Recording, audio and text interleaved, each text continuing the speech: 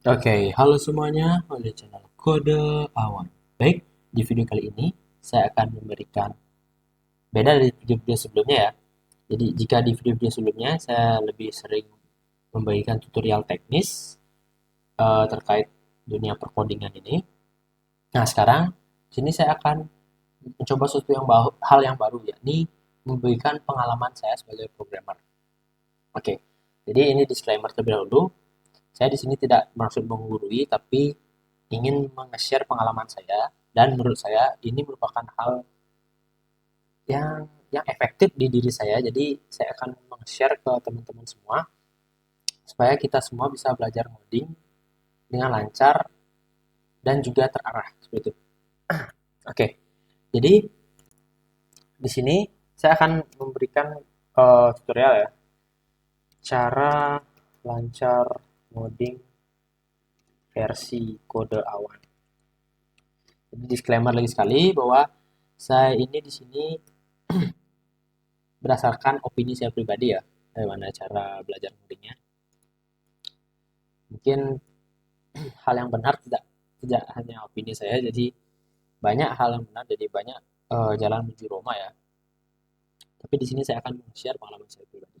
Oke, tanpa basa-basi ya, kita langsung saja. Bagaimana sih cara kita agar belajar coding itu lancar? Kenapa di sini saya bilang belajar saja dulu lancar ya? Sorry, di sini ada belajar. Kenapa di sini saya bilang belajar? Karena dengan kita mengerti bagaimana cara flow kita belajar coding atau belajar suatu teknologi itu, kita akan gampang mempelajari teknologi-teknologi lain. Jadi menurut saya di sini yang pertama-tama kita harus lakukan, misalkan kita sebagai ingin belajar coding ya dari from scratch, jadi kita belum tahu apa-apa tentang teknologi, kita bisa belajar. Saya sarankan di sini pertama-tama kita belajar bahasa pemrograman terlebih dahulu. Jadi kita belajar yang namanya konsep fundamental pemrograman.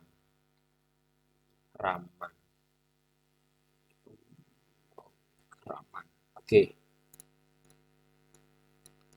jadi yang pertama-tama ini belajar konsep fundamental pemrograman seperti uh, flow, seperti if, else, perulangan, kemudian ternary, kemudian kondisi, kemudian fungsi, kelas, metode, OOP, dan lain-lain. Nah, yang saya sarankan agar lebih gampang saja, belajar yang namanya bahasa C++. Oke, mungkin ini agak sedikit kontroversial. Kenapa? Karena di sini di online eh, yang tersebar di internet sekarang ya, banyak yang menyarankan untuk belajar yang namanya bahasa Python. Nah, saya kurang setuju. Menurut saya, kita harus belajar dari memang scratch atau memang dasarnya sekali ya. Nah, jika di Python itu sebenarnya banyak ada kode-kode atau sintaks-sintaks yang sebenarnya itu yang sudah mensimplify atau sudah mengsimpelkan flow yang terjadi di belakangnya. Jadi kita belajar C++ terlebih dahulu, saya sarankan. Kemudian, jika sebenarnya sudah paham fundamental dari pemrograman atau bahasa pemrograman itu sendiri, kita untuk belajar bahasa lain seperti Python, seperti JavaScript, dan lain-lain itu bakal sangat gampang. Karena kita sudah tahu dasar flow dari eh, bahasa pemrograman itu berjalan. Gitu.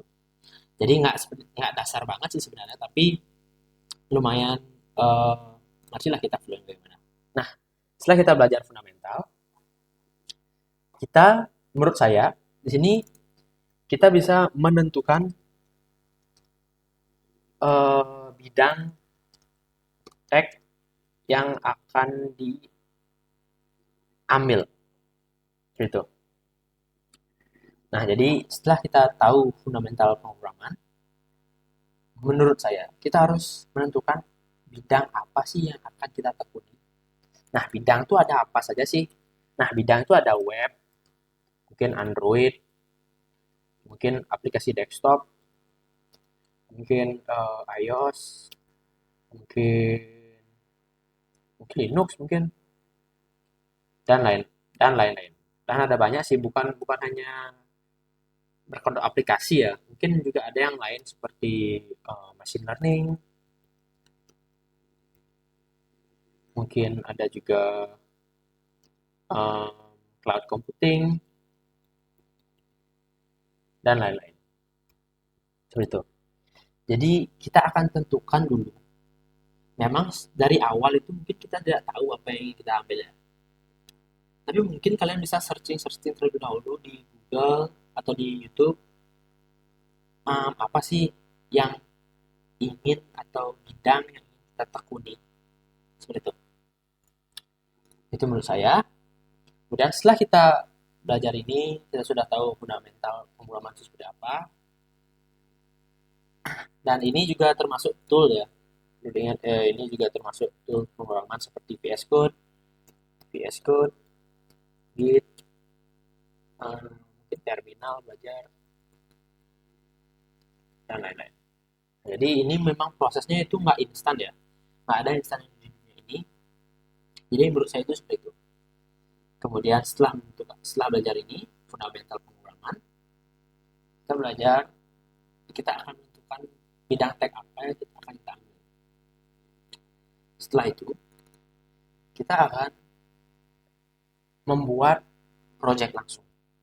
Ini atau bisa dibilang ya project based learning.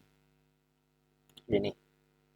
Jadi kita membuat project yang langsung terkait dengan bidang yang kita akan ambil atau yang bidang yang akan kita tekuni seperti itu.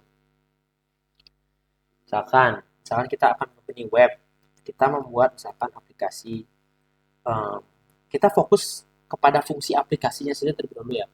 Untuk teknologinya itu bisa belakangan, karena dasarnya dibuat teknologi seperti framework, seperti Laravel, seperti React nggak framework ya, Next.js, seperti itu dasarnya itu tujuan dibentuknya alat-alat itu hanya untuk satu, yakni untuk membuat project atau aplikasi. Jadi jangan salah kaprah aja. Karena banyak orang yang seperti, oh ingin belajar React, oh habis itu ingin belajar Angular, habis itu ingin belajar yang namanya Laravel. Nah, itu menurut saya seperti itu tuh, menurut saya itu pointless ya, atau tidak ada intisari dari itu. Justru yang kita pentingkan itu aplikasi apa yang ingin kita buat. Itu saja terlebih fungsinya. Input outputnya saja kita belum pikirkan ya. Misalkan di web kita ingin membuat aplikasi to-do list ya.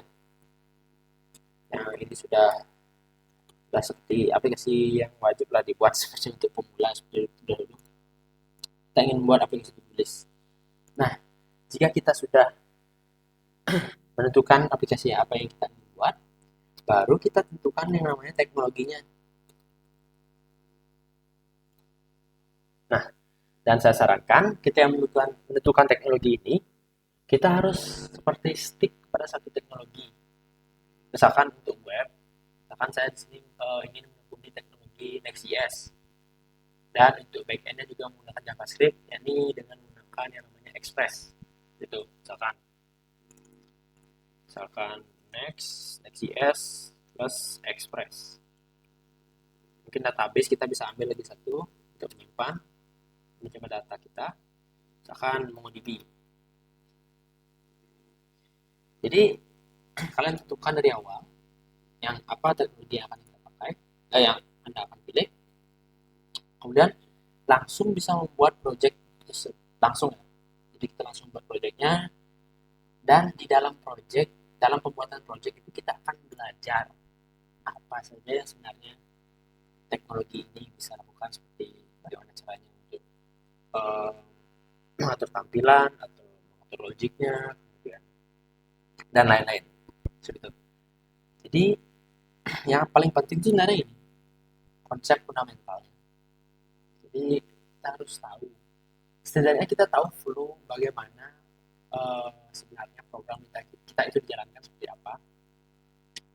Dengan itu kita bisa belajar bahasa lain, mungkin kebutuhannya untuk web, kita bisa belajar JavaScript, HTML, dan juga CSS yang mungkin untuk stylingnya dan juga tampilan webnya.